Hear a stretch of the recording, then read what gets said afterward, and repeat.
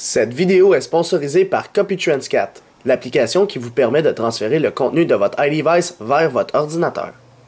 Bonjour, c'est iPodTouch Pro et aujourd'hui je vais vous montrer l'application Forecast 1.4 qui vient tout juste de sortir à sa dernière version, la 1.4 pour PC et Mac. Alors Forecast, pour faire un petit résumé, ça permet d'identifier votre appareil, admettons vous avez un iPhone 5, un iPhone 4 ou n'importe quel iPod Touch, iPhone, iPad, et vous le branchez, il va vous dire si vous pouvez le jailbreaker, le désimloquer, est-ce qu'il va être untethered, et il vous donne plusieurs informations telles que votre CD, l'IMEI, le serial number, etc.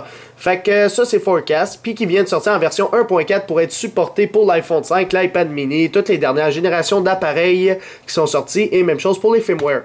Fait que si on va sur le site iPodTouchPro.com, dans le centre de téléchargement, par la suite on s'en va dans Outils logiciels pour iOS, et vous allez avoir Forecast juste ici. Alors, on l'a updaté pour la version 1.4. Alors, si vous avez un Windows, c'est le premier. Si vous avez un Mac, c'est le deuxième. Moi, j'ai Windows dans mon cas. Fait que là, c'est la même chose que d'habitude. On voit le changelog ici. Il supporte l'iPhone 5, l'iPad mini, l'iPad 4. On fait télécharger. On clique ici. On l'enregistre sur le bureau de notre ordinateur. Il va s'enregistrer. C'est un fichier compressé. Fait qu'on fait un clic droit. On fait extraire. Toujours la même chanson. Par la suite, on supprime le dossier, le fichier compressé. On n'a plus de besoin. On rentre dans lui. On l'exécute en tant qu'administrateur. On fait oui parce que si on fait non, ça va pas marcher. Et par la suite, une fois qu'on est dedans, ça, c'est Forecast. Alors, vous savez, c'est iSnow qui l'a créé, le créateur de Snowbreeze, puis tout plein de logiciels, là, iReb, etc. Fait que là, on voit Serial Number, IMEI, CD, Baseband, Bootloader, le modèle, etc. Fait que la nouvelle version 1.4 apporte aussi la signature des blobs qu'il peut voir sur Cydia.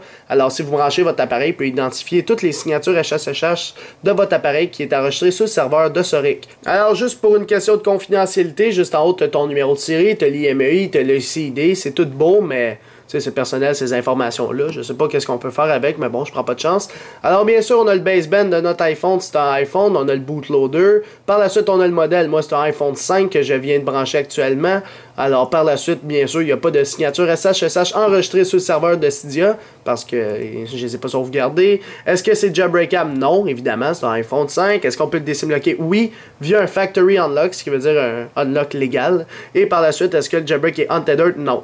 Alors, si tu veux voir toutes les firmware pour cet appareil-là, tu cliques là-dessus, ça va t'emmener sur un site internet pour voir tout simplement les firmware qui sont compatibles. Alors, tu as 6.02, 6.01, 6.0 et tu peux les télécharger directement depuis ici. Alors ça peut être une solution pour vous. Et sinon, c'est un iPhone 5 au 6.0.2 qui est connecté. Alors bien sûr, si je connecte mon iPhone 4, on va voir un différent baseband. Ici, le modèle va être différent. On va voir les signatures SSH. Par la suite, on va voir si c'est jailbreakable ou non. Est-ce qu'il peut être désimloqué? Fait que moi, il va dire oui, c'est jailbreakable, mais non, il n'est pas untethered puisque je vais être au 6.0. Fait qu'on peut pas le jailbreaker de façon untethered pour tout de suite. On va attendre à Noël, le petit papa Noël, j'espère qu'il va donner un jailbreak untethered. Sinon, c'est tout pour l'application Forecast pour votre iDevice, jailbreaker ou non, n'importe quel firmware, n'importe quel iDevice. Alors, j'espère que vous avez aimé la vidéo. Abonnez-vous à ma chaîne YouTube en cliquant sur s'abonner. Suivez-moi sur Twitter et aimez la page Facebook Les Vidéos d'Alex. Merci beaucoup, au revoir.